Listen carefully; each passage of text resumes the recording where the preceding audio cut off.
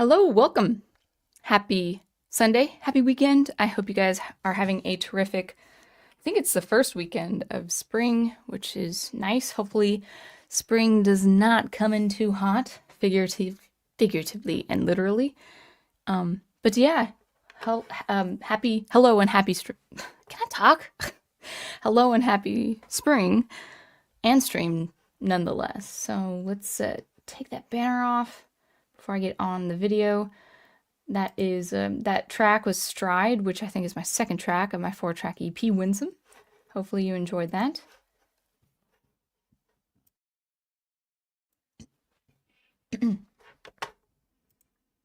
Okay, audio sounds great. All right, hopefully not too great, just momentarily because I slightly belched, and hopefully you didn't hear that. So let's get the video on, see how that looks. Okay, good. And today we will be talking about art. And it's not really an art lecture, the great art debate that is art being objective versus subjective, and seeing where you fall on that debate. And I actually really would love input from you guys in the chat. You don't have to, you're not obligated to, but I don't really have a lecture. I just have little bullet points. It has developed, I've been talking about this kind of thing for 3 or 4 years now. It's always been a very important topic to me, and it's a highly debated topic. It's a very heated topic at that. And people get very, very, very, very emotional about whether art is objective or subjective. So before we go on, let's go ahead and welcome the chat. We've got Brian Gilmartin. You say, I suppose art could be both objective and subjective depending on the context. Yeah, we're going to get into that. Private Eye, hello to you. You say hello there. Ghost Planet is mentioning Texas banning anime. I don't see why they would, but maybe it's not all anime. Maybe it's hentai, which honestly, if they're banning hentai in schools, I ain't complaining about that. So I don't know if it's. I would be very surprised if Texas was banning all of anime, but I could be wrong because this is the first time I've heard that.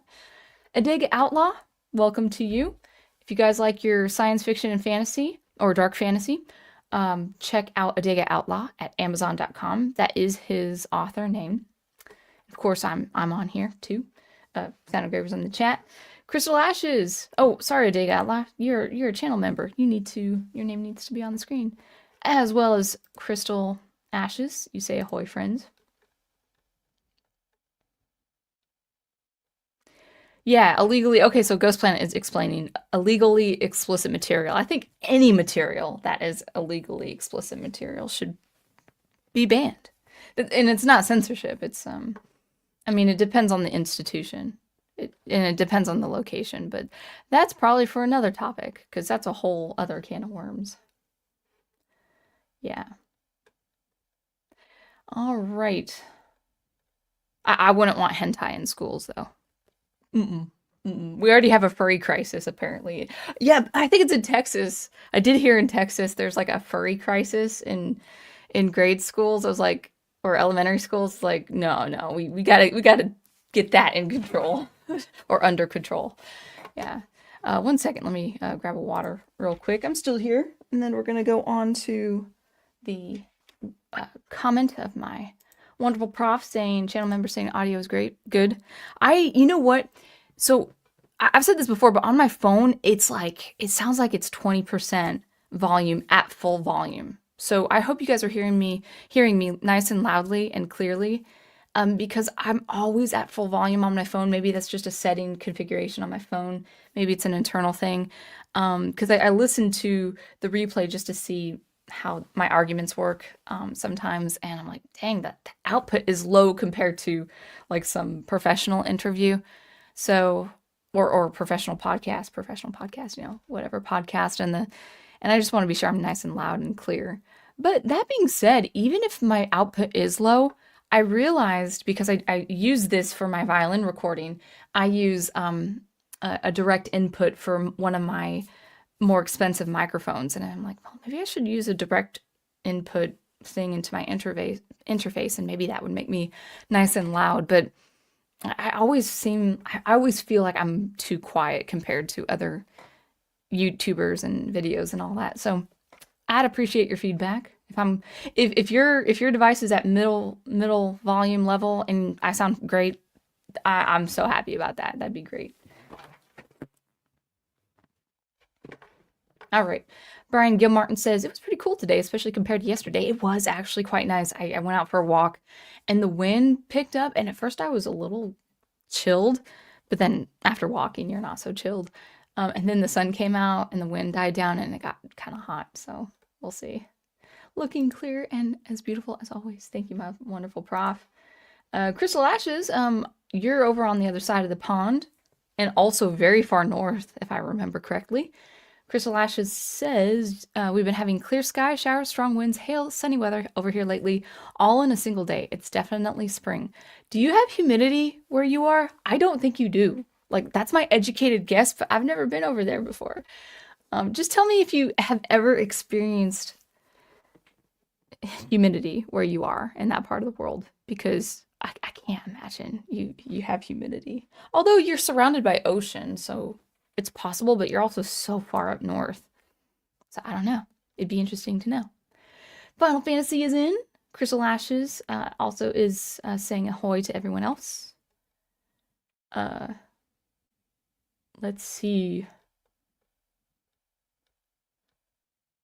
Oh, like Professor says, stop trying to normalize furries. Yeah, I don't think they're banning things like Dragon Ball Z or Sailor Moon or whatever. Sorry, that's my limit as far as anime. I don't know any anime. I apologize. In fact, Prophet knows way more anime than I do. So like, I don't think they're banning Naruto or the last Airbender or whatever. Yeah, I think explicit content, especially in schools. Especially in schools. Oh dear, are you having a furry apocalypse? I didn't know about it, but apparently in Texas it's a problem. My sincerest condolences. I hope you purge that nonsense out soon. I mean, I'm not seeing it here with my students. I'll keep an eye out. No, my my students are more into the musical productions that have more of a feminist tone, shall we say, or a more modern, modern expression. Yeah. But I don't think we have a furry crisis here. Furry crisis. It's kind of hard to say. Okay, Ghost Planet agrees with us. Furries are weird. Yeah. I love animals, but not that much. Big Al presents. Good to see you. Let's see. Moving on down. Amy L is with us. Good to see you. And Crystal Ashes confirms the climate is usually quite dry up here. You were so lucky. You were so lucky. I'm from Washington and it's dry over there. But ever since I moved to the Midwest, down to Arkansas, over to North Carolina, and now up one state in Virginia, I've experienced nothing but humidity. And you have to get used to it, and sometimes you kind of know in your heart that you'll never get used to it. I did not need air conditioning when I was in Washington growing up as a kid. That's how dry it was. Even with all the rain, that's how arid it was. And maybe that's changed. I don't know, since I've been there. Though last summer was uncharacteristically humid. I bet if that was a new experience, then it must have been terrible, because even as a frequent experience, as Prof knows, humidity is just not fun. And it doesn't matter if you've grown up all your life with humidity. Like, I think Prof and I, maybe one day, we have a very limited schedule. We just can't travel that much. But I would love to take him over to the great Northwest. I would love to take him over to Wyoming, Montana, South Dakota. And I've never been, the part of the United States I've never been to, besides flying into Phoenix once, I've never explored Arizona or New Mexico. I would love to see those states. And I've never been in most parts of California. I probably want to go there now, but I'm sure a lot of California is really just quite beautiful still, even with all the fires and stuff. And And I mean, and people think, oh, why are the fires out of control? Well, fire hazards are really a problem in California. It's kind of a problem, at least in my experience, having spent my summers in Montana, it was a problem. But to my knowledge, Idaho, Montana, maybe some parts of Washington do have forestry measures under control way more than California. Like, ironically, like, California is full of people like, oh, we love the environment. I'm like, well, you don't have good standard practices for forestry. That's why probably a main factor why you're having all those fires. No, we won't book a plane ticket, not just yet. Gotta get some Xanax or something. All right, Crystal Ashes says we'll talk about art soon, but I want to just have fun with the chat. You say it's so strange. It's like being hot for no reason, and there's nothing you can do about it. Exactly. It's like being in a shower without showering. It's exactly what humidity feels like. It's not right. Oh, but why I was talking about Arizona was when I went the time I remember flying into Arizona, it was like 108 degrees. It was scorching heat walking out at the terminal or through the terminal out into the inside the airport. And I remember it being so hot, but it can be so hot, but I still feel like I can tolerate 110 degrees. Yeah, of course you got to drink a lot of water, but I can tolerate that if it's dry. Not of course not when it's wet. When it's like 88% humidity, it's horrible. It's horrible. All right. You sound fine in terms of volume. Thank you. The volume knob on my mixer is turned to the second lowest.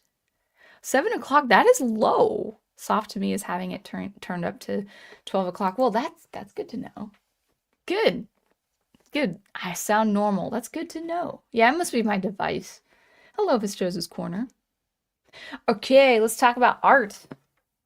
Before it's deep, it's heady, it's always really immersive, and I will never, no matter how much I talk about this subject, art being objective versus subjective, no matter how many times I cover it, there's not going to be one time where I will cover it all, because it's just, there's too much to say, and we want to keep it short. We're already 20 minutes, 5 or 6 or 7 minutes of music notwithstanding. Stunning and Brave Megatron. Stunning and Brave Megatron. We were talking about Snow White last night on Professor Geek's stream, and you should do another drawing of Snow White, because you're a really good illustrator, and I think some classic Snow White examples would be probably very good as far as views are concerned with all the nonsense going on. All right, so let's talk about art real quick. Well, it's not gonna be quick. Who am I to say it's gonna be quick? It's not gonna be quick. I always think I'm gonna have a short stream because, like, I just have like little tiny bullet points just here, and I know I'm gonna talk about them, but I would love your input. Let's talk about art. Let's talk about what you have to say. And it's the great debate, the great art debate that will always continue, that will always be controversial, that will always be so emotional, and there's nothing you can do or say that will change people's minds. There was this one YouTuber I was listening to, and he was very condescending, and he's like, I hope I changed your mind. I'm like, you just made me madder. I can only take so many videos about this subject before I get really mad. So, and hopefully what I have to say doesn't make you mad. I hope I'm very diplomatic about this. But we will talk about the question, is art objective or subjective? And Brian was alluding to a possible answer, can it be both, depending on the context? Now, I won't arrive to the answer until I've made all my points, whether it's objective or subjective. But I want to approach it a little bit differently today, talking about what is the argument for supporting it being objective? What is the argument for people saying it's objective? What is the argument for people saying it is subjective? And then you decide. You decide what it should be. That's kind of how I want to approach it. Now, you guys who have seen me for a number of years now, you know my position. A little bit. I'm gonna probably expand my position just a little bit more starting today. But with previous streams, with previous commentary, I have said art is objective. But I've gone into the details of why that, like even streams a few years ago, I've gone into the details on, why art is not subjective. But I do want to expand upon my position for you today. But we will actually start with the arguments supporting the idea, the statement that art is indeed objective. And then we'll compare it with similar contrary or not, counter arguments on why art may be subjective. So that was a little long-winded, but that's my preface into going into this. Hello, Imaginary. Good to see you. You ask the question, does believing art is subjective or objective change the way we produce and consume art? That's a wonderful question. No, I don't believe so. Even if people have differences of opinion, I believe art can still be produced and viewed and read and listened to much the same way as we've always been seeing art and beholding art. So there's the artist and there's the beholder. And the beholder could be, of course, someone who's viewing art in the matter of a painting or film or a piece of sculpture or poetry or literature, or listening to music, as a music listener. So that was a great question. Thank you for starting that. And I don't want to answer too many questions because it all depends on your feedback as well, which we will get to in the chat after I make my case. So let's talk about it. Let's talk about, okay, what makes, in my view, what makes art objective? Now I say in my view, and that automatically puts me in the precarious position. Well, in your view, that must be subjective. Yeah, you're right. But I can also confidently say in a lot of ways, art is objective. And I'm going to start with this. How can I be so bold to say art is objective? I say art, and you think... So when I say the word art in quotes, when I say the word art, what comes to your mind first? I mean, engage in the chat if you want to. What's the first thing that pops into your head? And it could be anything, but chances are, universally, people from any culture, any language, any religious experience, any demographic, any background, think, art, painting, drawing, sculpture, film, video games. It could be contemporary pieces of medium too. A novel, a classic novel, a symphony piece.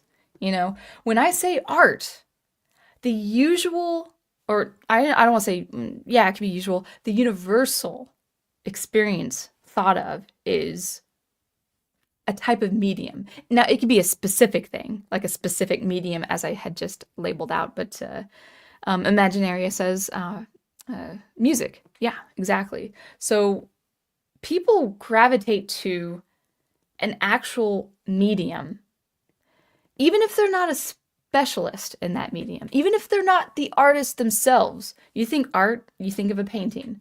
Maybe the first thing you think of is an Edward Hopper piece, or a Dahl piece, or Van Gogh piece, or a Mozart symphony, or Beethoven symphony. Like, maybe you think of very famous examples, or maybe you think, I think I've seen like a Baroque piece of a painting that is just a bowl of fruit and a glass of wine, well executed. So that's what I mean by when I say art, you think of something, anything that is related to art. Now, I could be wrong, but when I said art, did you think of a woodshed? Did you think of a garage? Did you think of a faucet? Did you think of a toilet? Did you think of a refrigerator? Did you think of a car? Now, all of these things can be well built and even artistically made, but chances are people, having come out of tradition and civilization and society, they're not thinking a couch is a piece of art. They're just thinking a couch is a piece of furniture that you can rest on in the comfort of your own home. Now, it is true, there have been old tattered couches and maybe even very nice fancy couches in an art exhibit as a matter of an idea.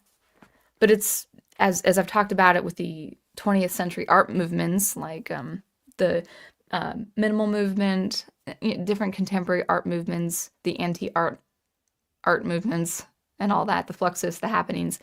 The couch at the center of an exhibition piece it's just a couch.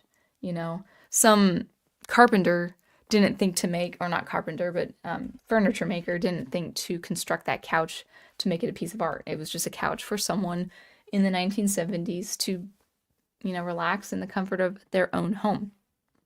So, objectively speaking, art has, or rather, art is a fixed idea universally in our minds, like as a collective, as human beings experiencing art in one way or another, whether it's fine art, high art, pop culture art, as we've seen in past decades and centuries before, we all have a fixed idea, really the same idea of what art is, no matter what we think. Our differences will be, our thoughts will be different, but we still have a universal idea of what art is.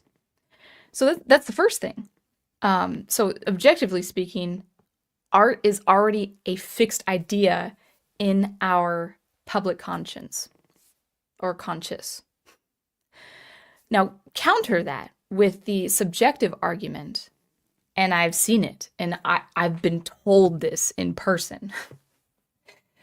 People who believe art is subjective also believe anything can be art. So, therefore, a toilet, as distributed by Marcel Duchamp, pipes, lanterns, fluorescent lights, as depicted in the minimal art movements of the 1960s and 70s. These people, Duchamp was much earlier, but these people do ascribe to the idea that art is subjective because anything can be art.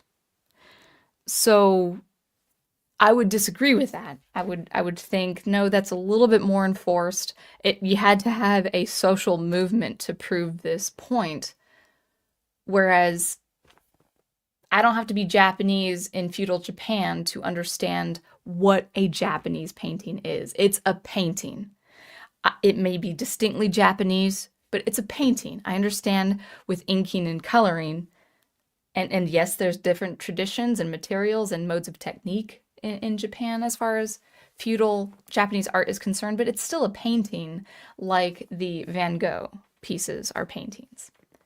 Whereas if you say anything can be art, then they would be right to say that art is not objective, that art is not a fixed idea, like a blade of grass, a barbed wire fence can be art. And is that true? Well, if you do think that is the case, if you think having a coat lying on a chair is a piece of art, and it's not even a representation like in a photo or a painting, then yeah, I can understand your idea that art would be subjective in that respect.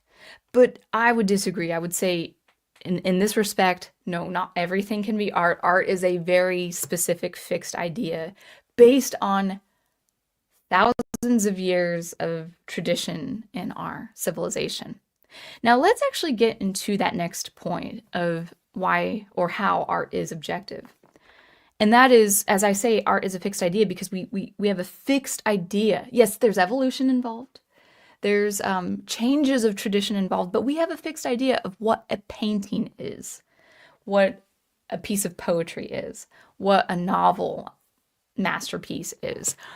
So no matter the medium, so no matter what art you're talking about, film, sculpture, the like, whatever, no matter what medium you're talking about, art as a whole has gone through, experienced, and has evolved over centuries and thousands of years of pedagogy, instruction, schooling, methods, theories and analysis, techniques, and even patronage. There have been specific people who built buildings for a living to uphold beautiful civilizations. There have been composers who have written specifically for the church. There have been, or emperors, depending on, where in the empire or where in human history you've been in. But art has had so many centuries of tradition of the passing on knowledge. And I'll say it again, things like mastery, technique, modes for analysis, and theories, and all sorts of things that help the art of painting, for instance, get constantly passed down. Now, it's true that an expressionist painting is nothing like a Renaissance painting. Very, very different technique, very different modes of expression, very different nuance, very different color palette, very different uses of light and lines, obviously. Wagner, for instance, the opera composer Wagner, had at his disposal what was not available 300 years before him. So he, in the 1800s, had a full orchestra. And a full orchestra was not available back in the Baroque times or before. Like, you were working with string, like almost exclusively string ensembles and recorders, and a very sparse wind section, and maybe a very sparse brass section in the Baroque times. But then over the course of 200 into 300 years, the orchestra, with development of instrument manufacturing and pedagogy with instrument building, Wagner, yes, has very different symphonic music and opera music than what had come before with someone like Corelli, for instance. So yeah, obviously art has evolved over the course of history, but it's evolved with tradition. It's taking the traditional technique of something and then just expanding from that. So, Debussy, for instance, one of the greatest French composers of Western classical music, he expanded harmony and musical texture from what had come before. Obviously, he knew who Beethoven was. Obviously, he knew who Schubert and Chopin and all the great people who wrote chamber music and symphonic music. But he worked with harmony that is still, in some cases, revolutionary today. Like, it does not. He's written pieces in like 1898 that just does not sound like it was written at that time. It's like, oh my gosh, this wasn't made like in the 2000s. But he worked with traditional harmony and technique involving harmony, and then expanded it and made something amazing and distinctly him. So that's where I believe art is also objective, it is following tradition. And there we go. Now, I think I'll move on from, oh yeah, one more point on art being objective, and then we'll get into the subjective arguments, because I think there is validity to art being subjective, but we'll get there in a second. I knew I was gonna I knew I could start just going off the cuff with my small bullet points. All right, so we were just as a recap. Art is a fixed idea, a universally fixed idea on what it is. And no matter the medium, art has followed. No matter where you are in the world, art has followed thousands of years of tradition, of pedagogy, schooling, discipleship, apprenticeship, patronage, technique, analysis, all that stuff. It has followed thousands of years. No question. It's historical. And then the final thing I would say is art is objective in the standard of quality. Because you do universally understand, we all understand this, universally speaking, we all understand that there is a performance level, a professional level, a mastery level, and an absolute beginner level. In music, the terms are a little bit loose, and maybe maybe in some parts of the world they don't use this kind of terminology, but for instance, I've transcribed music for the absolute beginner violin player. What does that mean? They are just starting violin. And we know we can make the distinction as human beings, even animals can make the distinction of who plays violin at the very start and who's mastered the violin after 30 years. There's an obvious factual distinction between the two people. So we have standard and quality of performance and craftsmanship. We have ideas like amateur versus professional. Now, yes, this can mean income related things. Like this can mean, oh, an amateur plays in a civic orchestra. Not, maybe they're in the intermediate level. Maybe they're pretty good. Maybe they can actually, be in a band over in a theme park and people will love their performance. But there is a difference between amateur. Oh, sorry, my hair messed up. There is a difference between amateur and professional, amateur and master. And it's universally distinct. We understand, and maybe different languages and different cultures have different terms and words for that, but it means this what it means anywhere across the globe. So the standard of quality, whether performance, craftsmanship, skills, whatever the case is, we have amateur versus professional, master, or if I do it, let me do that again because I want to say it in the right order to make it sound smooth.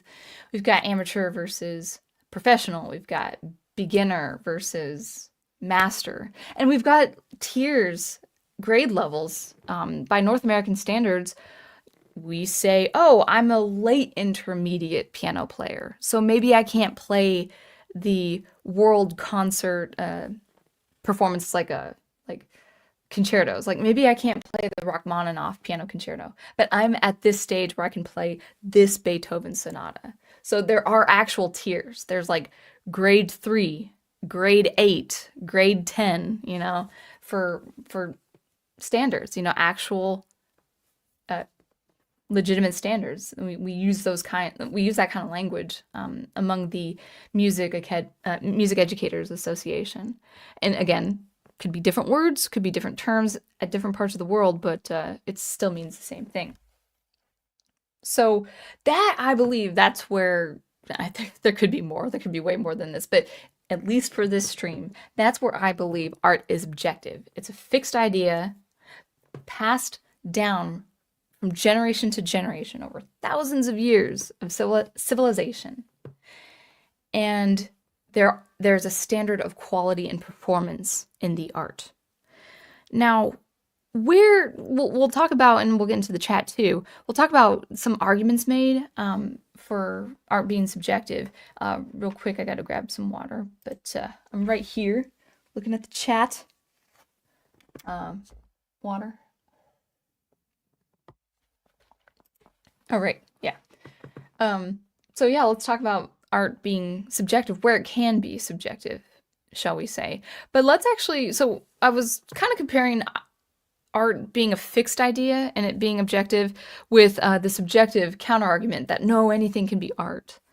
A cat's paw can be art. A clothes hanging in a closet, that can be art. I was like, well, I mean, if it's not painted, I mean, maybe, yeah, I wouldn't say that, but that's what some people think. A lot of people I've talked to, not a lot, but I've run into people who do not believe me when I say bad art exists. They don't believe bad art exists. And why? Why? Where's this sentiment come from?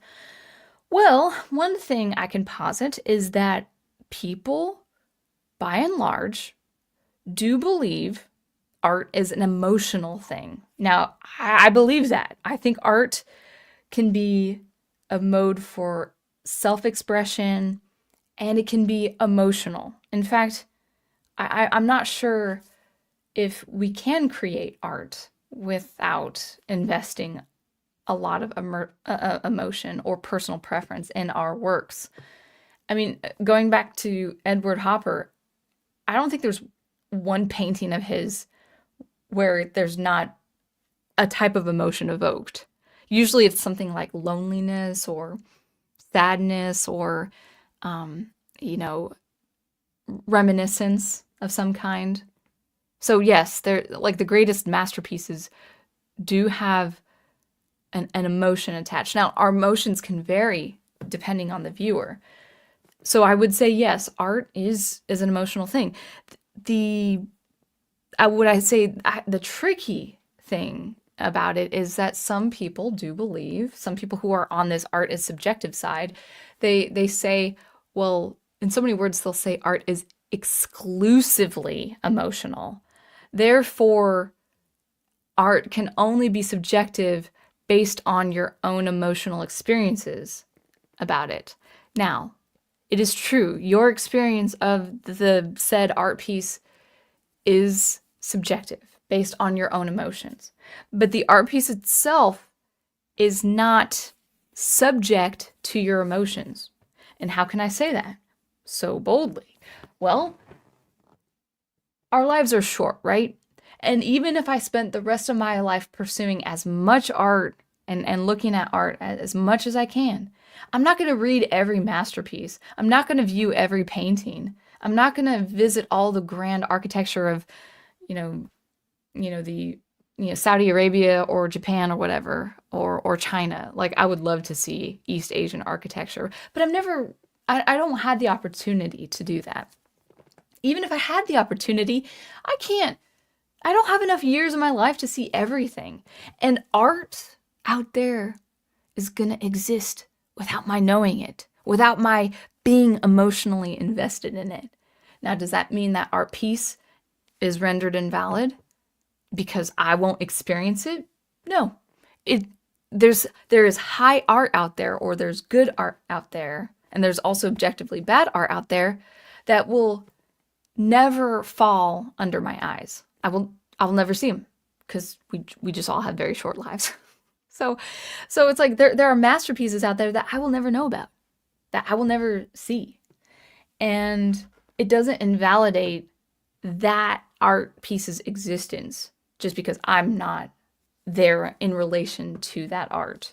Now, I do believe art is a universally shared experience, so there will be people who are not me who will experience it whether positively or negatively. So there is that. Now, you're not liking an art piece emotionally also does not invalidate the art, uh, because you, for instance, you can like Star Wars: The Last Jedi and still be okay, still be comfortable with saying it is inherently and structurally a problematic piece of art. Like it's not good art because of this. Now it has good sound, it has good sound effects. The sound design was like A tier. The visuals also were A tier. But on the whole, what that movie was to serve, it was to serve a part of the whole saga that was the sequels of Star Wars, and it didn't do it well. I would venture to say that though the whole sequels didn't do well as a part of the whole of the Star Wars lore. Um, so like you can absolutely love that movie and still be intellectually honest to say, oh, the integral structure and um, the deconstruction of themes, ideas, and characters is what makes that film experience, not experience, I'm sorry, it's what makes that film not as good as it could be. But people have a problem with that because a lot of people have a problem with, oh, I like this art, so it can't be bad. Or I hate this art, so it can't be good. It's like, no, the art stands separate to you. So people who are for art is being subjective, they're for, well, no, it's completely personal and emotional experience, which is true. That's what makes it subjective, but the quality of the art does not fall under that. It's separate to that. Does that make sense? I've talked about that a number of times before. So if you are on the side of the art being subjective, it makes sense. It makes sense. Oh no, it's got to be completely emotional. Therefore, I may think an art piece is good, but you may think an art piece is bad, and that is okay. And then it comes down to this argument that I've no one said this to me yet.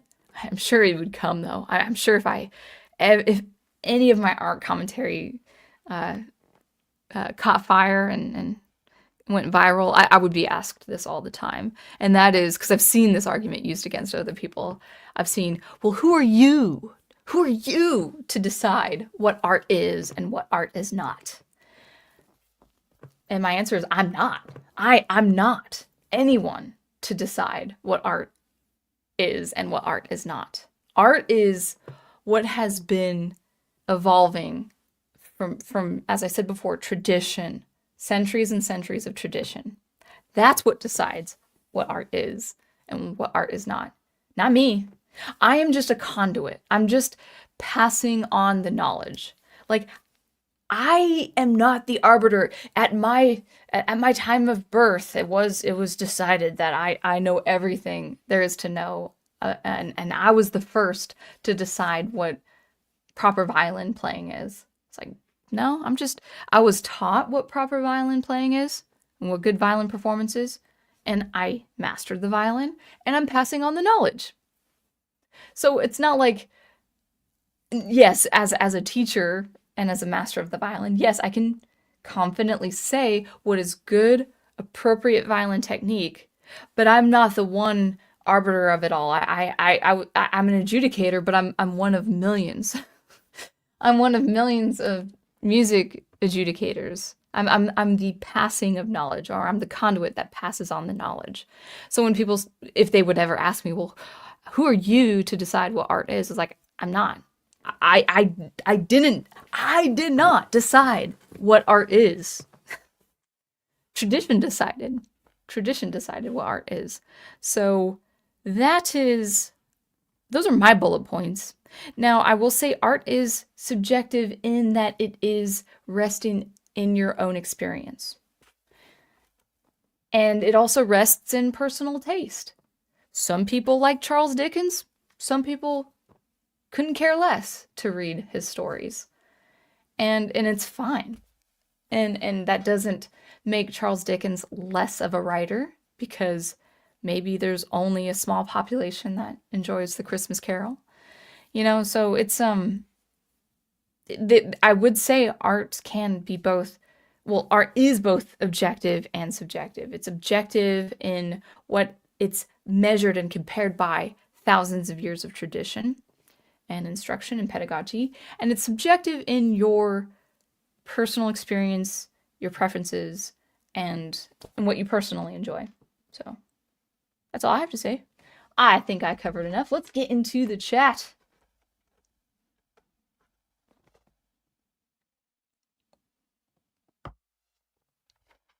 All right. We've got, let's see, I think I don't want to miss any comments. All right, I did that in under an hour. I'm happy about that. All right, Brian answers the question. When I think of art, I think of drawings, painting, inking, coloring, and of course, video games, comics, cartoons, and anime. Yeah, exactly. You didn't think of a refrigerator. You didn't think of a car. Crystal Ashes says, I believe there's an objective standard to art. If not, then there's literally no difference between something like the Mona Lisa and a banana duct taped to a wall. Yeah, we sure have covered that. I mean, art has been so scandalized. A lot of people are so. I've heard people say this even on live streams, that they don't bother with art because it's been too corrupted. And it's like, I mean, yeah, don't bother with art if you don't have any interest in art. I understand that, but also don't think the scandal should dictate, like the scandals of the art world today should dictate what art can do for society. Yeah, it's a tragedy. Oh, Stunning and Brave says, but it took a creative mind to create the couch. Yeah, creative. Here's the thing: is art and creativity, while they go hand in hand, they're not inseparable. Did I say that right? No, they're. Sorry. While they can go hand in hand, they can also be inseparable. No, separate. I'm not saying that right.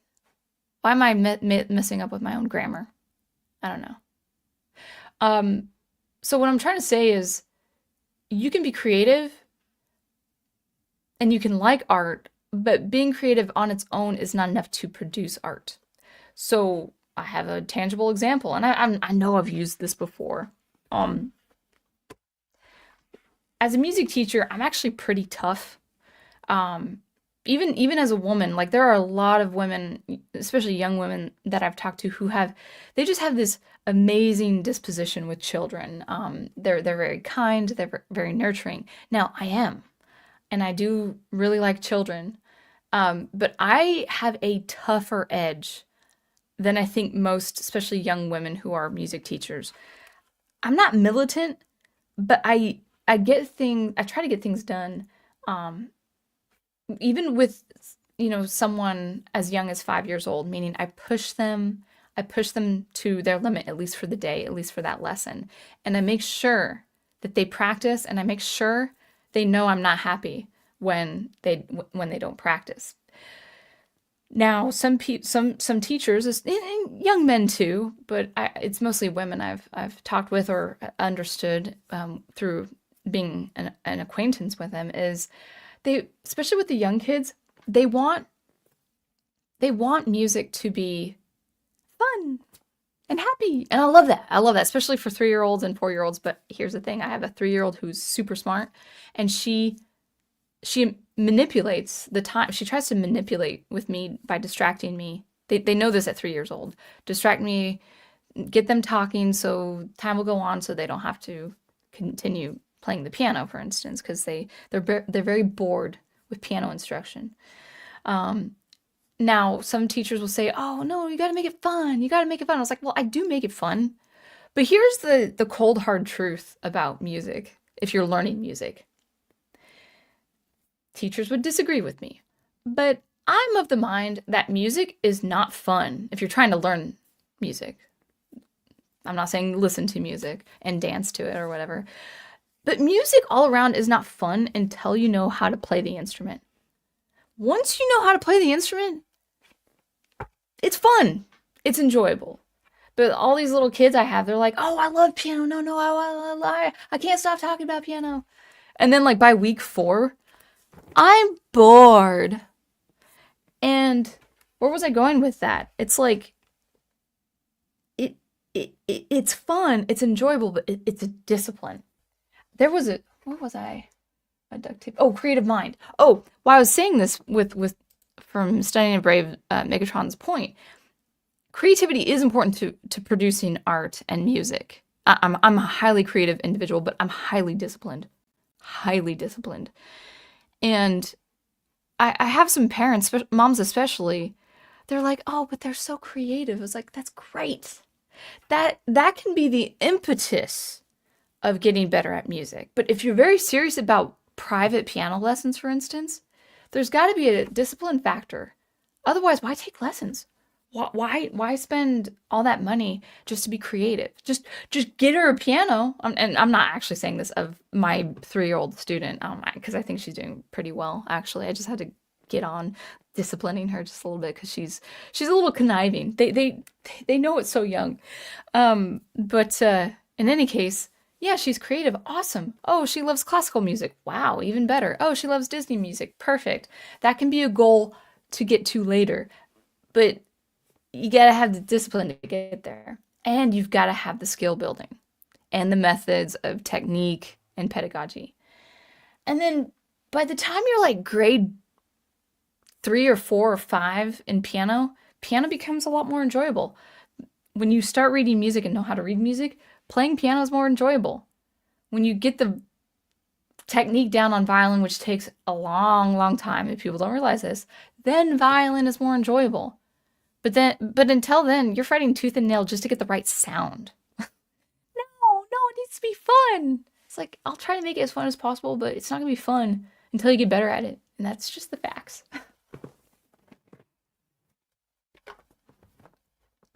Yeah, the art versus craft debate, as Amiel says.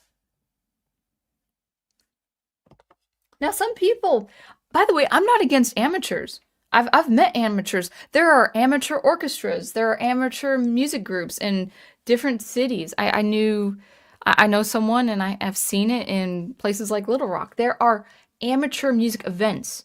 Because why? People know that their level is just below intermediate, but they do it for self-enrichment. Now, I am not against that. So adults who learn music for self-enrichment, that's fine. Um, I'm not getting them prepared for Carnegie Hall. I'm never going to be that teacher. Even as a capable music teacher, I'm not preparing students for Juilliard. It'd be kind of great to have students like that, but in 10 years of music teaching, I have not had that. All right, studying in Brave Megatron, moving on, says it is an interesting conversation to have, though, because we don't view something like a table or basic hold items, as, for example, as art, but it did take a creative mind to design and create them originally, and they're well done. They can be artistically built. Like even a wood shop shed can be artistically built, but it functions as housing your wood shop projects, your tools. And maybe you're creating art inside the shed, so it can be an artistic experience itself. Like a museum. Okay, cool. Maybe it's a City of Tomorrow building, and like it's like a mausoleum or like an art museum itself doesn't have to be artistically built.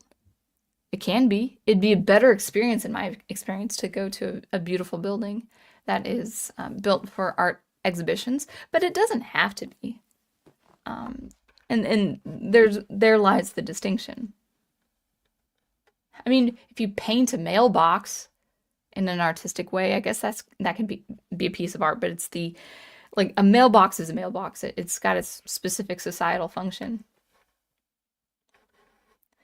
Brian, I'll just have your name up there. Sounds like the subjective crowd is conflating art with crafts, which I'm guessing is a common mistake. Yeah, I think that's a good point. Emil, I think, probably furthers the point, saying if you do art in a craft medium, the price you can set has an upper limit, even if it's strictly non-functional. For example, you say strictly a piece of sculpture, you're automatically looked down upon and considered not art. Really? So as someone from a craft medium background, I do not agree to the view that the definition of art is universal. Well, art and crafts are different. Craftsmanship is different from craft. Now, again, things can be artistically done, but I think I would say art does have a universal meaning. Because if not, then anything can be art. Because what's stopping from saying, oh, okay, because you believe your child's artistically done dinosaur project is a piece of art, well, what's stopping me from putting a 3-piece pipe together, laying it on the floor, and maybe I'll paint it red. Maybe I'll paint it a really nice red. Well, no, you can't say that that's not a piece of art because you say this is a piece of art. So it can get whittled down to. So I think there are standards. So there is a difference between art and craft. Like a beautifully painted pipework, like inside a building, could look like art, but it's still not art. I'm sure it's awesome looking because guess what? I love architecture, and I'm not a city girl. I have accepted. I love living in the country. I love the wildlife and the quiet and the beautiful starlit skies at night, the beautiful moon when you can see the moonlight on every field, and dang it. Okay, I think sorry, one sec. I glitched. I love living in the country. Seeing the moonlight, you just just cover the whole ground with white light. You don't get that in the city. But what I do like about city living, like in Manhattan, like the piping, like the exposed piping and the brick walls and the wood stairs and the steel structures. I love all that stuff. And I think some things can be artistically done, but I wouldn't, like pipe work that's beautifully painted. It depends. It depends. It depends on the pipework itself, and it depends on what you would do with the painting of the pipework. But I would probably veer that toward craftsmanship, because a lot of the art movements that were against art traditionally speaking, they had a lot of cool looking things, but I would put that over to craftsmanship or crafts. And I'm not talking about like Hobby Lobby arts and crafts. I'm just, you know, people might disagree with me, but I don't know. I think pedagogy has its place in art and the passing of knowledge. Yes, you need craftsmanship, you need creativity and intuition to be an artist, but you need way more than that to be an artist as well. 1 second. Do, do, do, do, do.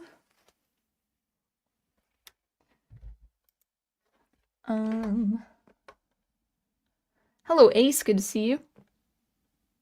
Stunning and Brave Megatron says, I still consider myself a Padawan artist. I like that.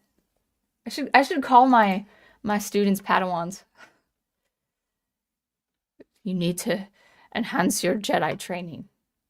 Final Fantasy says, when it comes to art being subjective, it comes down to two things: your taste and your experience with the art. Yeah, good, well put, Final Fantasy. However, that is not how we judge art. When it comes to art being objective, you say, it comes down to several questions. Is the plot well structured? Are the characters done well? Is it executed well? Yeah. Yeah, we do harmonic analysis in music college because we need to understand how things work.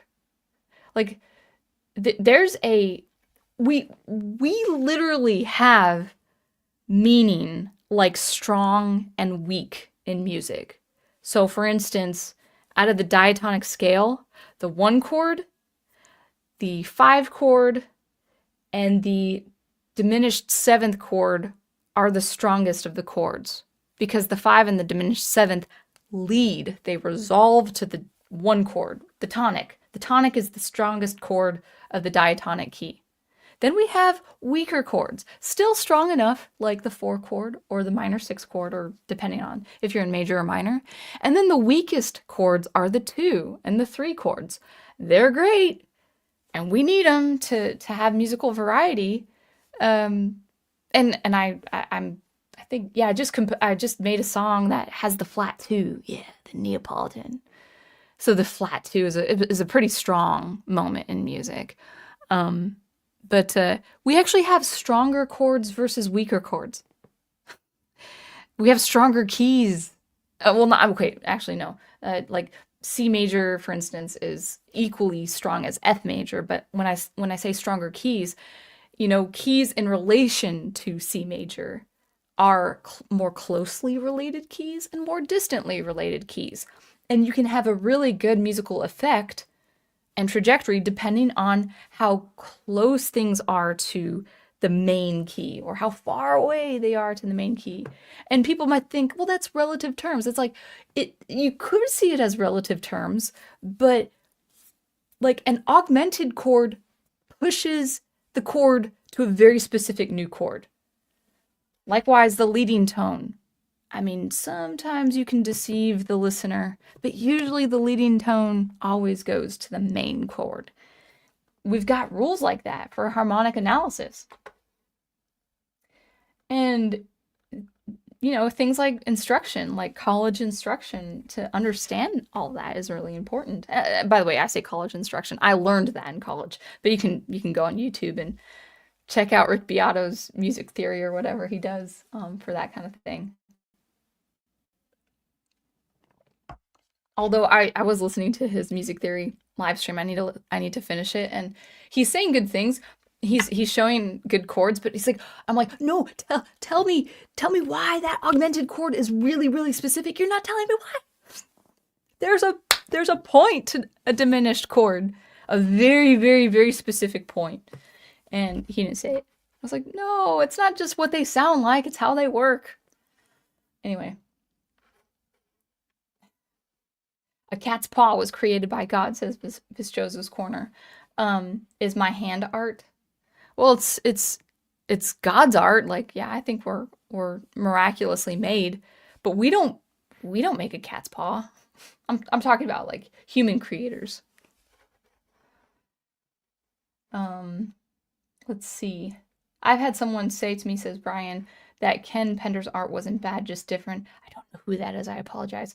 FYI, I always found his art on Sonic to be very stiff and lacking momentum when compared to other artists. Oh, like other artists for Sonic? Um, I, I should, yeah, the comics at the time who were working on the comics at the time, such as Pat Spazzanti, Art Mawini. I don't know how to pronounce these names. I apologize. Sam Maxwell or Manny Galen. Ace says, "I like Ed Wood movies. Doesn't make them objectively good." That's good. That's good self-awareness, man. Dang, that's good. Um, Sunny and Brave Megatron says, "Not necessarily. I view the process of drawing something more as a problem, as more of as a problem of solving exercises when it comes to drawing the structure of the figure and making sure the proportions are good and whatnot." Yeah, so the elements, like every single art medium has a set of parameters. I had a, now people are thinking, well, you're being so rigid about art, and no, I'm not. It's like you're putting everything in a box, and we gotta think outside the box. I remember one music professor, he said it really well. He said, "Don't think outside the box, just make the box bigger." And you can. And actually, music history and art history has expanded the box. Like I said, with Debussy, the French impressionistic composers getting to Arnold Schoenberg in the 20th century, they have expanded the box. Um, but then some of the 20th century composers just like couldn't get back into the box, no matter, because they wanted to expand the box so big that there was no more box. There's got to be a box, Otherwise, anything can be art, you know. So it could be a really big box. It could be the size of a solar system. I'm being absurd now. Um, Brian says, if someone asked me, "Who are you to say?" I would show them my work and say, "This gives me the right to say." Yeah, I'm a passing on of knowledge, or I'm a conduit. I don't want, maybe conduit's not a good word. I'm an art emissary, I'm an ambassador. I don't dictate what art is. I just say what art has been. And it's based on history and tradition. People are so, by the way, people who say art is people who say art is strictly subjective are very uptight about the facts. They're like, "This is not factual, so how could you say this is subjective? This is nothing." What was the example I heard? I can't even remember. Um, I got so mad about the video. I guess I just canceled it out. It's like I dismissed it. I have no memory of it anymore. Um, yeah, I see. So Ghost Plan says, "I see anime as art." Yeah, it is art. Yep.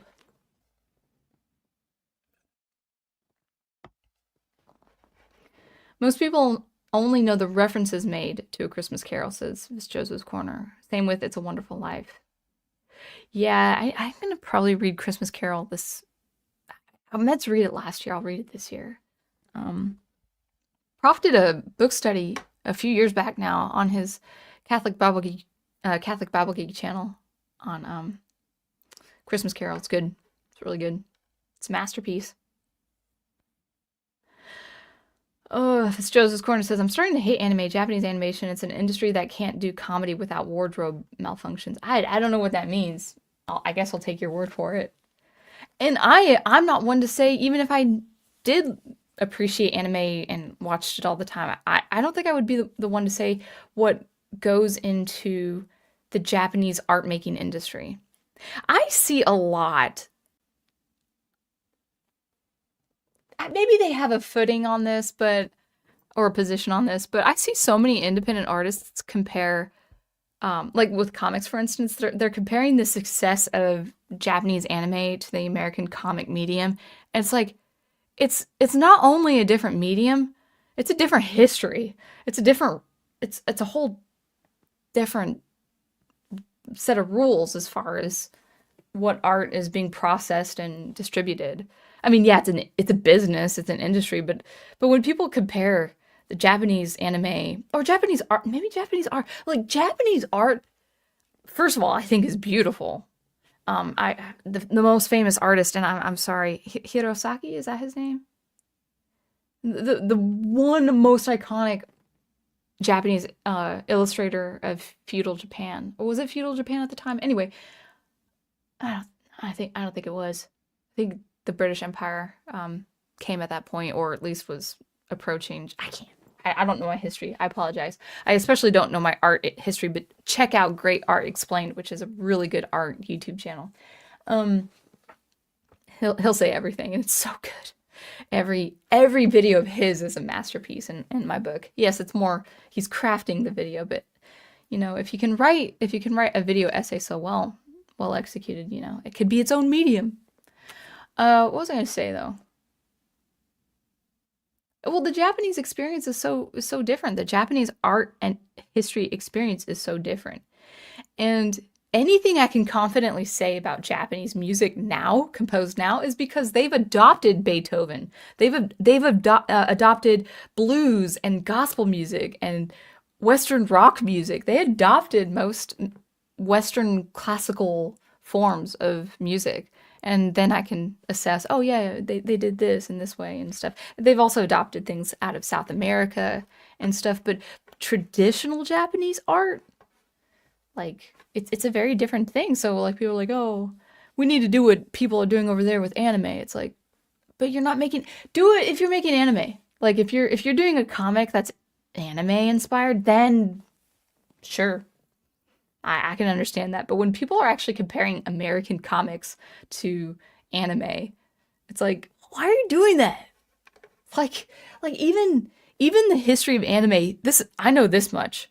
Translation is different. Like Voltron in the 80s in Japan was content was distinct and different as shown to American audiences in the 1980s because of things like regulation and censorship because North America had a different set of rules. Like in the early Final Fantasy games, um, Final Fantasy II, that in North America it became 4, they used the word wish instead of prayer because the North American regulations at the time they didn't want the word prayer to be used in those games. So every time the characters would say, "We wish this would happen," they're praying, but they just can't say pray. So I mean, even that, you know, it's just different. It's a different experience. So anyway, I'm covering a lot of ground, man. It's not even an hour and a half. This is good. My feet are getting cold. I didn't put on socks because this is a warm shirt, so I want it to stay somewhat cool. Tough love is true love, says Stunning a Brave Megatron. It's hard to be tough. I was telling my parents, I tell prof, like as a teacher, I'm not mean. I'm not a mean teacher, but I'm tough. And I'm tough on the parents too. Like, it's just got to be better. That's all I have to say. I've saying it every week for 2 years. Just got to be better. And it's not, by the way, it's not, I'm not saying only negative things. The art of being, yes, the art of the profession of teaching is you have to be super conscientious because you're dealing with so many different ages and personalities. And for every flaw or anything that needs improved upon, I always say what the strengths are. I usually counter what needs improving with one or two things that the student is doing really well. So I'm not just like, oh, this is all bad, you know. Sorry, one sec. Just trying to get my slippers on. Okay.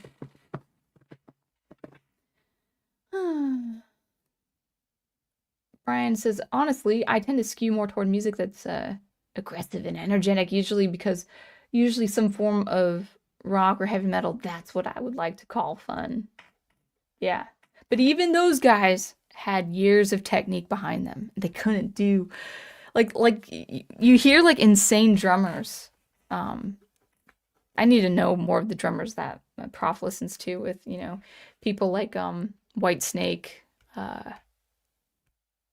um, Mr. Big, I think. You know, just those bands that have insane drum lines, like insane. It's like they had to start somewhere, and they had to keep doing it for many, many years. Um, It's Joseph's Corner going more into the Japanese side of things. Ba, ba, ba. Do, do, do, do. An anime wasn't just. Oh, I won't read that. Emil says this is a common misconception for someone from an artist who's not from a craft medium background. Well, yeah, like I think you can. Here's the thing, like you can be an artist in a craft medium. Yeah. So if you're saying like that, like let's say you're a professional or you've mastered a certain medium that is crafts, there are different. Yeah, they'll say like yeah. I mean, paint by numbers versus painting or something. I don't know. Like there's a universal, at least in here in North America, there's a universal idea of arts and crafts versus art, like so diamond dots, cross stitch, paint by numbers. That is more craft centered.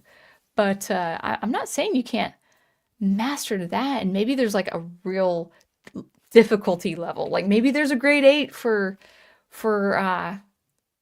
um the one I'm trying what's paint by numbers or something. I don't want to simplify it because I'm sure there's way more to that. I'm not on the arts and crafts side at all. So I really probably am speaking out of ignorance. But you say there's such a thing as art created using a craft medium. Oh, such as ceramics and textiles. Yes, you're absolutely right about that. Yeah, yeah. Okay. Thanks for clarifying. Yeah, I'm 100% in agreement with that. So you take on a unique medium using very different forms of material to create an art medium or an art style. Yeah, I'm 100% on board with that. Ace Moic says, or when they think a clothing mannequin with Christmas lights or wooden nails sticking out of it is a piece of sculpture. Yeah, mannequin is not a sculpture. It's factory made. Now that would be a good idea. Like, let's say you were really legit into high art and you had a bit like let's say you had a clothesline and like your store had personally sculptured mannequins. Now I would say that would be an art piece, but if it's like made out of the factory, no. Bricks are awesome, says Private Eye. They make a house so cozy looking. I love bricks. Yeah, I love and we do have a lot of brick houses where we are a lot in North Carolina, a lot of stonework in the Midwest because of the cold weather. Yeah, a lot of beautiful buildings. It's really disappointing to hear this kind of perspective from a woman. I don't know what you mean by that. Women have different opinions. It's true. Oh, you mean my teaching? Or I don't know exactly what you mean. You'll have to clarify. Though I have seen some architects go a little too far with that idea. Oh, I don't know. I'm not sure. I think we were talking about the piping. Yeah, I have very like for anyone watching who have been listening to me, feel free to disagree with what I say, but no one can deny that I have very, very strong opinions about art. And I think that's important. Not everyone has to have strong opinions about art. I need to be the art advocate when it comes to things like this. Because without a strong opinion and advocacy for art, we'll lose the passing down of knowledge. We'll lose it. People will stop knowing how to make art. Like I talked about the fire that I think I see a bug over there, but I think it's dead. I talked about the fire, that historic fire for the Notre Dame, and people, and I'm not saying this is you guys who disagree with me would think this, but like people were fine with just having that be the end of it and saying, no, don't donate millions of dollars to restore it. It's what's done is done. We got to move on. It's like, can you imagine that mindset going with anything? Or even people starting to set artistic things on fire and say, we can't, there's nothing we can do. And then we probably need these buildings because we have lost the art of the traditional building of those buildings. It's like, no, I'm fine with being a strong opinionated, shall we say. You could call me opinionated. I'm fine with being opinionated when it comes to art because it's like, hey, someone's got to say what this is about, you know. And being a teacher of 10 years and having gone to higher education, it's like, you know, for all the faults that my college education did give me over the next few years of life, um, it it did get me more develop a conscientiousness or awareness, like a really important awareness of why we need to be really serious about art. But no one else has to be. I'm just that way. That's just me. Um, Stunning and Brave Megatron says, paint the pipes green and put Mario figures on it, and paint Bowser's castle in the background, and that's how you turn pipes into an art. Has anyone done that? That actually, that's a good idea. See, I love those pipes. I love those exposed pipes. Like in those like chic cafes and stuff. It's so I'm a little hip. Oh yeah, I'm a little hippie. I'm a little hippie when it comes to that.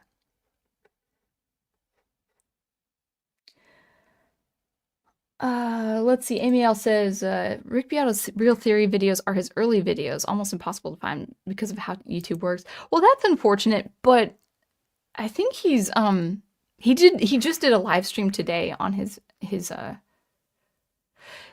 basically a masterclass for theory, just to show people, oh, hey, I have this 3-part course for, $80. I don't suppose you could do a very comprehensive master well, maybe you could. Yeah. Archie Sonic Comics, specifically Sound Engraver. Oh, thank you, Brian. Thank you for that. The world of Sonic comics is a rabbit hole I wouldn't recommend jumping into, trust me. I don't... See, I've only known Sonic as a video game character and the old school animation. That's and I've not gone into Sonic lore. I know he has his own lore, his own graphic novels. I mean, I love Zelda games, but I can't imagine trying to get into the Zelda comics, like with Link being a graphic novel character. I'm sure it's so enjoyable, but like I'll just stick with Batman and Superman. And it's not because I think it would be bad comics. I just have no interest. I love Zelda as far as playing it as a game, but that's about as far as it goes for me.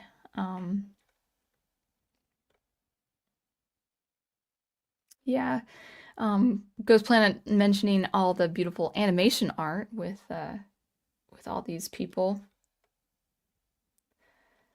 I love that a lot of you guys are talking about different art names. I need to get probably into more art related comics. I mean, sorry, more comic related history, like artist comic related history. One of you guys, who was it? Was it Studio Super? I think he recommended the YouTube channel Matt with 3 T's, and I checked out a video. I haven't finished it because it was a little bit long, but it was on Todd McFarlane. And I was like, oh man, this is actually really well constructed documentaries. Oh, thank you for the drummer names. Tommy Aldridge for Whitesnake and Pat Torpy for Mr. Big, because Prof can't help himself. He loves his music trivia. And I love it too. I'm so bad with general pop, not pop, but general rock culture, music culture history. Because I grew up with classical music. Like people say, what bands do you listen to? No one. Like even the girl, like the boy bands that the girls, like all my friends followed, I would listen to them on a CD if I'm hanging out with my friends in their bedroom. But that was to the extent of listening to, NSYNC, for instance. Never got into things like Britney Spears either. Didn't have to. I recently listened to her music, Hit Me Baby One More Time on the radio. It was like at a grocery store. And I would say, as far as music composition, it's actually really good music composition. It's very catchy.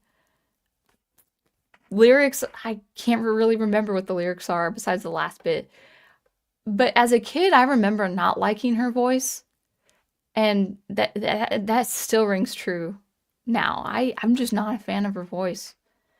I would I'm not saying I would listen to Christina Aguilera's music. I didn't care about her music either, but at least I thought she had a voice. I think the vocal pop artist that I liked most probably was someone like Alicia Keys. And but I barely, I'm more of an Alison Krauss type. I like Alison Krauss. And it's true, actually, some people don't like her voice.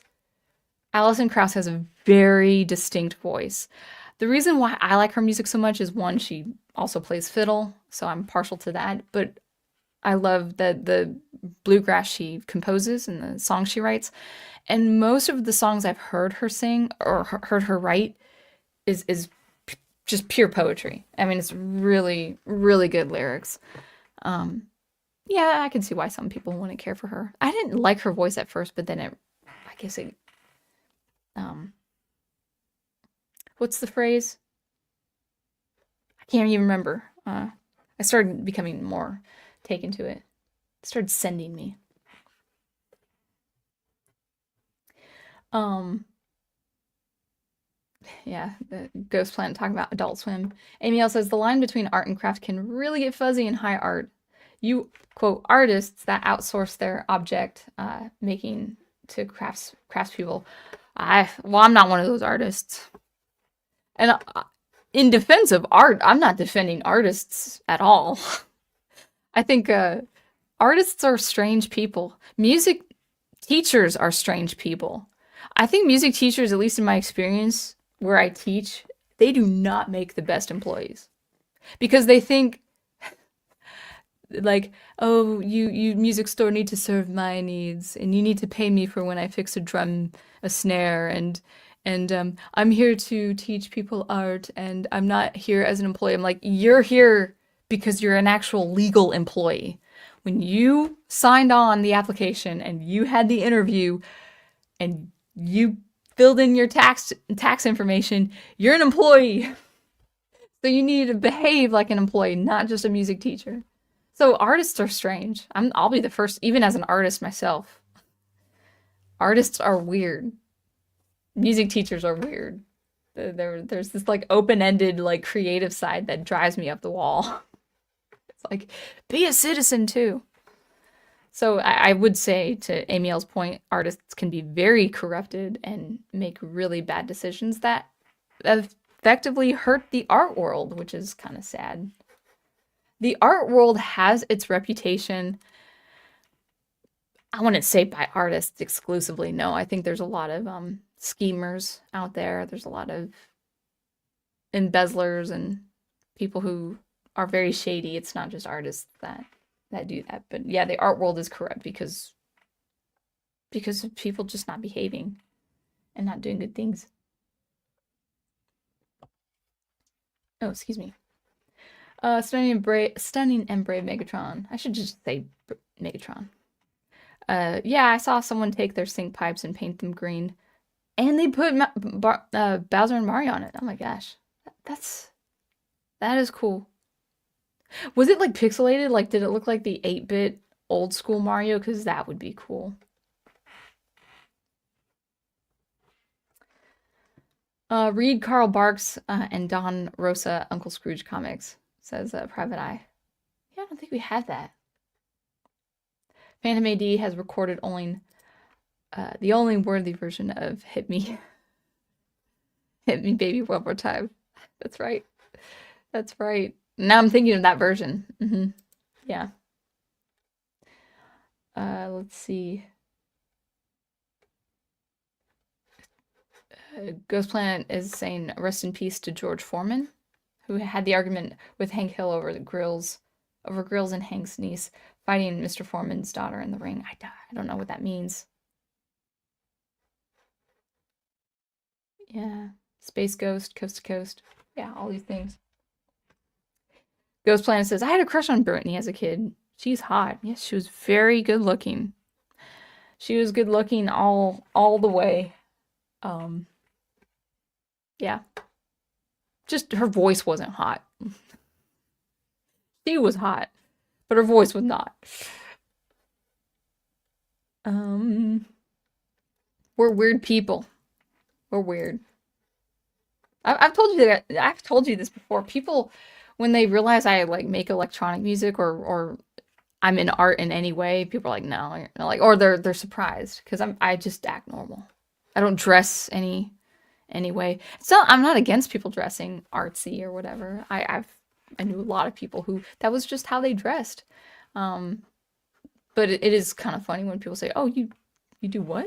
I'm like, "Yeah, I write science fiction. I compose electronic music."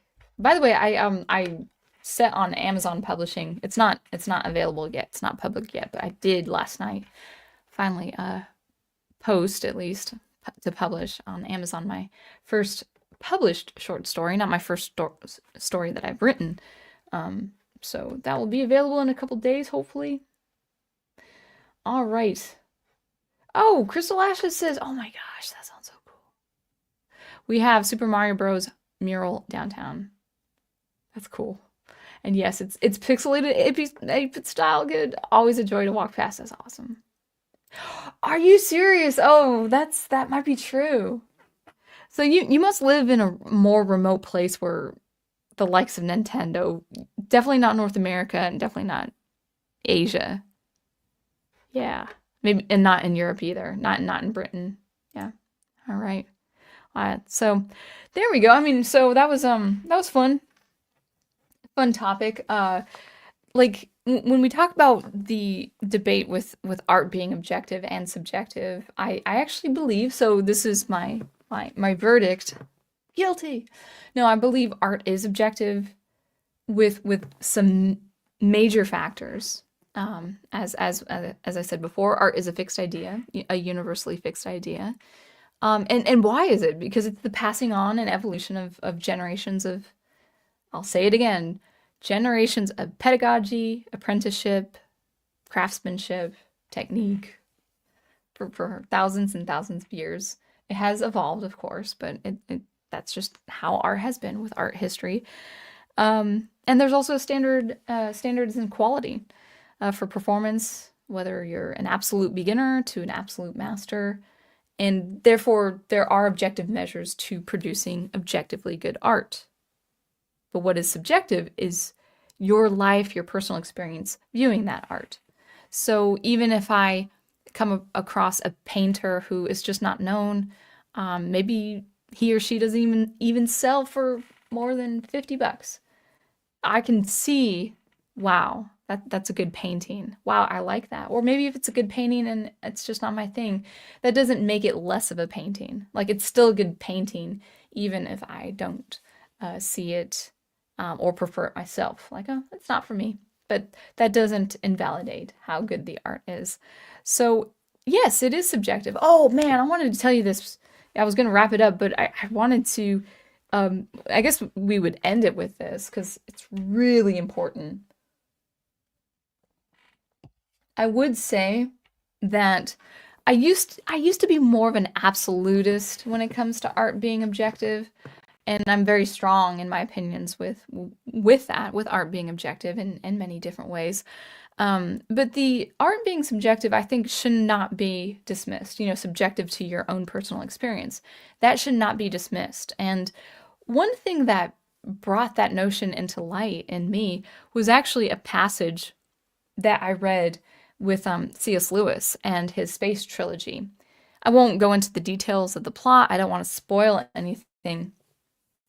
But the final installment of the space trilogy, That Hideous Strength, involved a scene that really provoked, like it provoked me. It was very thought provoking. I'm like, oh my gosh, no way. And Lewis was really good to write this out. And basically, without spoiling too much, there's a scene where we have two protagonists in two different parts of the city in question, and it's a married couple. It's a wife and a husband, and the husband, for the majority, actually pretty much all the story, he's in with the bad guys at first unwittingly, and then through cowardice is kind of complying with the bad guys, and he's trying to overcome his own biases and prejudices of being against them, but being too much of a coward to try to escape because he thinks it's a hopeless situation.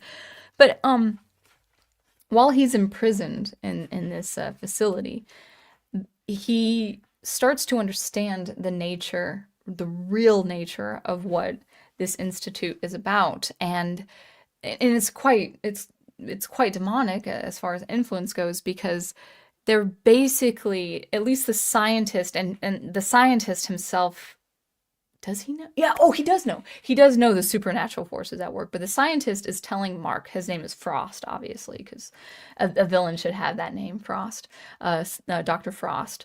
Dr. Frost is saying to Mark, the protagonist, in effect, that, everything is all chemical reaction. There really is no emotion.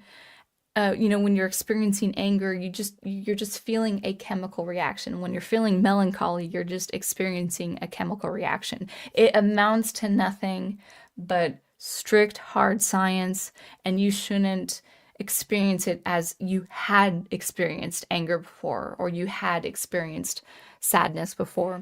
And there's one point in where he's being tested to be this candidate. Probably, I think he's the candidate to be the head sacrifice or whatever. I can't really, I don't really know. But anyway, Mark is being tested. And one of the tests, a few of the tests, is day in and day out. He's taken to just this white room with a long table. And the first day, he sees these dots on a table, and he's trying to find meaning in the dots. Because at one point in the test, and he's by himself, he's alone in this room, he's seeing, or he thinks he sees, patterns, the dots lining and forming to what's going to amount to a pattern. But then it just all unravels, because at this point he understands that there is no fixed pattern, there is no fixed meaning to these dots on the table. They're just to be seen, and nothing more. There's no hope for finding a pattern. There's no hope for finding a sequence. And then days following, or maybe the next day, Dr. Frost puts him to work climbing, effectively, this is all it amounts to, climbing on a stepladder and touching a random dot on the ceiling. And he's humiliated by the experience, even if it's just with the doctor, and I think it's with a few other people, but he's humiliated by the experience of just stepping on a stepladder and touching a dot at random, and just putting his forefinger on the ceiling to touch a dot.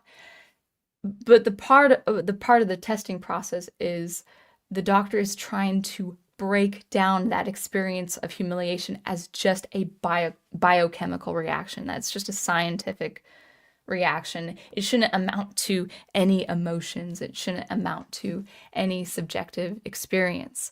And I was like blown away. I was driving home one night just listening to this, and then I started to see, yeah, there could be a psychological danger of just saying something that is purely absolute or purely objective. Because if art was purely objective in all parameters, in all forms, in all ways, then if we can't tap into personal, experiential, and emotional meaning with a certain art piece, then there really would be no point in art if it did not extract meaning out of us, or if it did not impart meaning to us. And of course, as I said before, meaning can change over a lifetime, or meaning can be experienced in a different way by different people with the same art piece. So there is that. But I thought about that scene, and I read it a few weeks ago, maybe a month ago, and I was like, oh wow, this is where this would be a real danger to get too scientific, too purely objective, like where tragedy has no meaning, where sadness has no meaning, where despair or despondency or happiness or joy or elation has no meaning to us as human beings, where it's just all purely biochemical reactions. And this is just a sidebar. It leads me to think about I had listened to it. I had listened to a Jordan Peterson interview with Tony Robbins recently, and I never went to any of his events, or I never followed him as an influencer. I knew who he was because people who I did listen to would listen to Tony Robbins, whether it's a book I read or an influencer that I did follow talk about Tony Robbins, but this interview, this recent interview with Jordan Peterson was pretty enlightening because, first of all, this guy has no gate, no shut off to his energy. I don't think he's married, and if he's not, it makes total sense because this guy will not chill out. Tony Robbins, he's like in his mid 60s or whatever now, and this guy will not shut off that water spout. Like, it's just gushing gallons of water at like the highest pressure imaginable. He's like a fire hydrant that does not run out of water.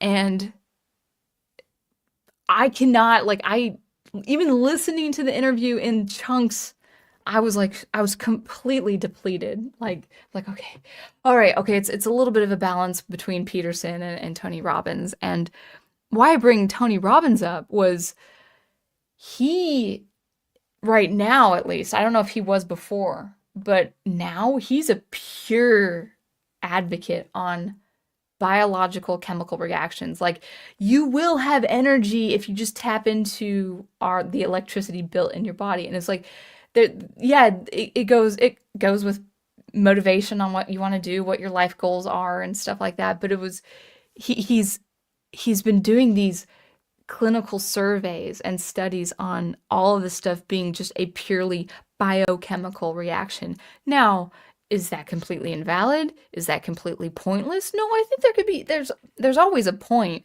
to something hard and factual and scientific like that. But when you're just thinking you need a whole 1,000 suns worth of high voltage energy all the time to get your stuff done, you're really missing the experience of what it means to be a human being. We have our highs, we have our lows, we have our ups, we have our downs, we have our good days, we have our difficult days. Ebb and flow. I mean, ebb and flow. There'll be times where I'm super motivated and I'm super inspired, and there are times where I just work with or without inspiration. But Tony Robbins is like, you gotta tap into this biochemical energy, man. And I thought about that with the evil villainous. I'm not saying Tony Robbins is evil. I'm not saying that, but it was the same premise that C.S. Lewis put in his 1940s, 1950s fiction, where the villainous doctor, the scientist who was serving a demonic entity, was saying it's purely objective. Then there's no such anger, no such thing as a subjective idea of anger. Anger is not your own personal or subjective experience. It's just a biochemical reaction. And so there's a philosophical and psychological danger with being purely objective. So, I'm not an absolutist when it comes to art being purely objective. We have to find the balance. We have to find the balance, as Brian Gilmartin says, with context. So, anyway, I think I wanted to end it there. So, thanks, guys. That was fun. I love talking about that. And I wish you guys all well. And I will see you, before I see you, keep producing, or before I see you next, keep producing, preserving, and promoting that good art that you love. And I will catch you later. Bye-bye.